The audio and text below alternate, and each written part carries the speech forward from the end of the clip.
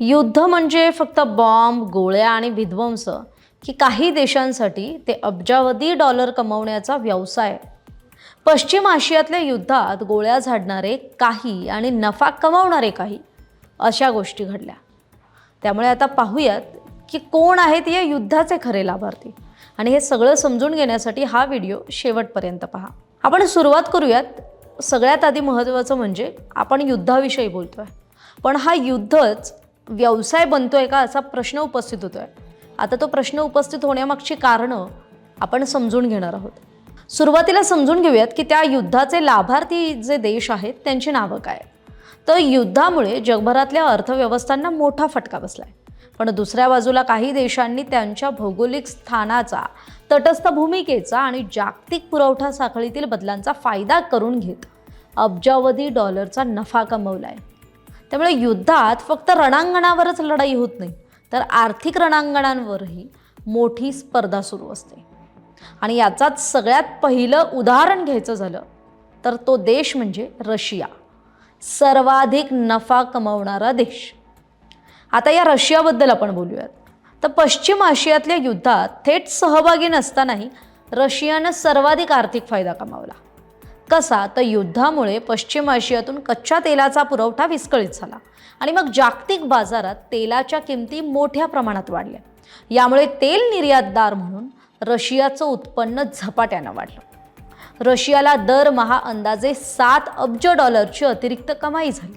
आता तेला पलीकडचा फायदा सांगायचा झाला तर होर्मुझ सामुद्रधुनीतल्या तणावामुळे आखाती देशांमधून होणारी अनेक वस्तूंची निर्यात सुद्धा यावर प्रभावित झाली आणि यामुळे अनेक वस्तूंसाठी खरं तर रशिया हा पर्यायी पुरवठादार बनला.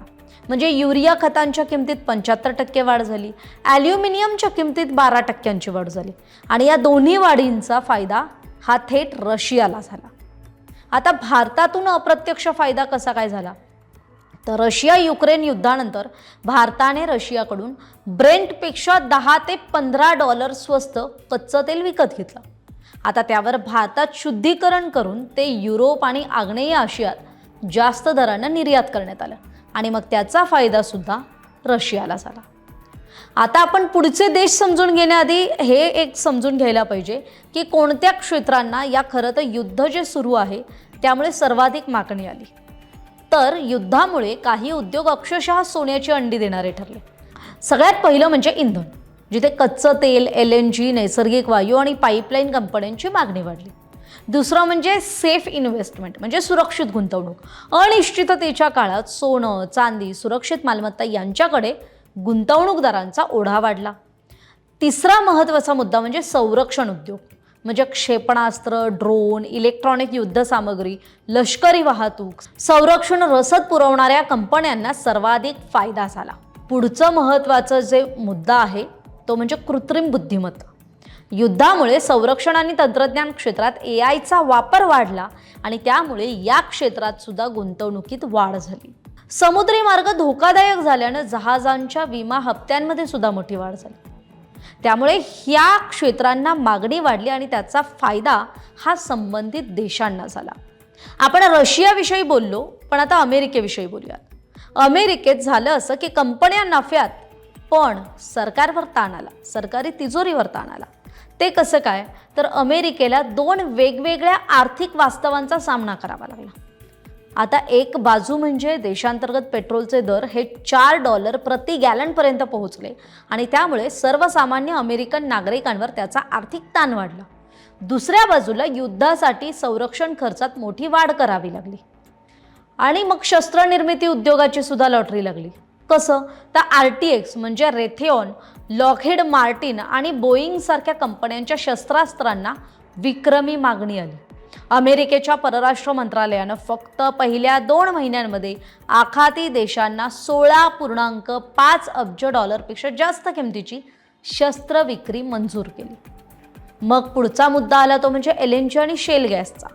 तर कतारकडून LNG पुरवठा कमी झाल्यानंतर अमेरिकन कंपन्यांसाठी मोठी बाजारपेठ खुली झाली आणि यामुळे अमेरिका जगातला सर्वात मोठा LNG निर्यातदार ठरला आणि मग याचा फायदा सुद्धा अमेरिकेला झाला. पण ट्रम्प यांच्यावर आरोप सुद्धा झाले, ते आपल्याला त्याकडे दुर्लक्षित करता येणार नाही. म्हणजे अमेरिकेचे जे राष्ट्राध्यक्ष आहेत डोनाल्ड ट्रम्प यांनी इराणबाबत परस्पर विरोधी विधानं करून बाजारात अस्थिरता निर्माण केली आणि मग त्यातून वैयक्तिक आर्थिक फायदा करून घेतला असा आरोप त्यांच्याच विरोधकांनी त्यांच्यावर केलाय. त्यामुळे हे अमेरिकेबाबत आपण बोललो, अमेरिकेतल्या राष्ट्राध्यक्षांविषयी बोललो आणि अमेरिकेला याचा फायदा कसा काय झाला म्हणजे इराण इस्रायल युद्धाचा ते समजून घेतलं. आता येऊयात तिसऱ्या देशाकडे आणि तो म्हणजे आपला शेजारी चीन, ज्यानं व्यापार चातुर्याचा फायदा करून घेतला. कसं काय तर युद्धामुळे चीननं सुद्धा वेगवेगळ्या पद्धतीनं आर्थिक संधी साधली. म्हणजे रशियानं कशी साधली, अमेरिकेनं कशी साधली हे आपण बघितलं. पण चीननं कशी साधली तर स्वस्त इराणी तेल. म्हणजे काय तर चीनी रिफायनरी कंपन्यांनी इराणी कच्चं तेल ब्रेंट दरापेक्षा $25 ते $30 कमी दरानं खरेदी केलं आणि मग यातून दररोज अंदाजे $2.5 ते $3 कोटी फायदा मिळाला अशी आपल्याकडे नोंद मिळते. दुसरं म्हणजे हरित तंत्रज्ञान. म्हणजे तेल आणि वायू महाग झाल्यानं हरित ऊर्जेची मागणी झपाट्यानं वाढली. मग मार्च 2026 मध्ये लिथियम बॅटरी निर्यात $10 अब्ज आणि सौर ऊर्जा तंत्रज्ञानाची निर्यात ही $5 अब्ज पर्यंत पोहोचली. तिसरं महत्त्वाचं क्षेत्र म्हणजे संरक्षण क्षेत्र. म्हणजे अमेरिकेचा पुरवठा इतरत्र व्यस्त असल्याचा अंदाज घेत चीननं सौदी अरेबियासोबत $5 अब्ज करार केला आणि मग या करारानुसार जेद्दा इथं विंग लुंग 3 म्हणजे हा ड्रोन बनवण्याचा कारखाना आता तिथे उभारला जाणार आहे आणि त्यात चीनची गुंतवणूक असणार आहे. त्यामुळे आपण 3 महत्त्वाच्या देशांविषयी समजून घेतलं. रशियाने कसा फायदा करून घेतला, अमेरिकेनं कसा फायदा करून घेतला आणि चीननं कसा करून घेतला. बरं, यात रशियानं भारताकडून सुद्धा अप्रत्यक्षरित्या फायदा करून घेतला.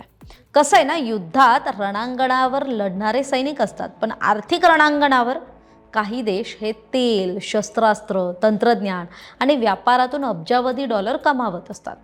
युद्ध जितकं लांबतं ना तितका काहींचा नफा वाढतो. पण त्यामुळे न संपणारी अनिर्णित युद्ध ही सध्या जगापुढची मोठी एक डोकेदुखी झाली आहे. ही युद्ध संपण्यापेक्षा ती चालू कशी राहतील यातच काहींना स्वारस्य आहे. हे युद्ध चिघळण्याचे, कोणताच मार्ग न निघण्याचे हेही एक कारण असू शकतं. परंतु यातून स्पष्ट होत आहे की जागतिकीकरणाची वीण उसवू लागली आहे आणि ती नवीन घडी बसेपर्यंत ही स्थिती अशीच राहू शकते. कारण प्रत्येक देश हा फक्त आपला फायदा कसा होईल हे पाहतोय. जागतिकीकरणाच्या काळात सुद्धा ही प्रवृत्ती नव्हती असं नाही आहे, परंतु निदान त्यावेळी काही ना काही बांधिलकी ही अध्यारूत होती. आता मात्र ती नष्ट होते. पण या स्वार्थांधतेमुळे ज्यांचा संघर्षही काही संबंध नाही, ज्यांचा या संघर्षाशी खरं तर काही संबंध नाही, त्यांना विनाकारण या युद्धाच्या झळा सहन कराव्या लागतात. आजवर जगाचं पुढारपण करणाऱ्या अमेरिकेवर याची सर्वात जास्त जबाबदारी येते. तो देश आता तरी युद्ध थांबवण्यासाठी खराखुरा पुढाकार घेतो का हे आपल्याला पाहावं लागेल. तर या संपूर्ण विश्लेषणाबद्दल तुमचं मत काय? युद्धामागे भूराजकारण जास्त आहे की आर्थिक हितसंबंध? याविषयीचं तुमचं मत कमेंटमध्ये नक्की सांगा आणि अशाच सखोल एक्सप्लेनर्ससाठी सकाळचं यूट्यूब चॅनल सबस्क्राईब करायला विसरू नका. धन्यवाद. महाराष्ट्रातील सर्व बातम्यांचे विश्वासार्ह व्यासपीठ सकाळच्या सर्व सोशल मीडिया प्लॅटफॉर्मला लाईक, फॉलो आणि सबस्क्राईब करा. तसंच सर्व नोटिफिकेशनसाठी बेल आयकॉन प्रेस करायला विसरू नका.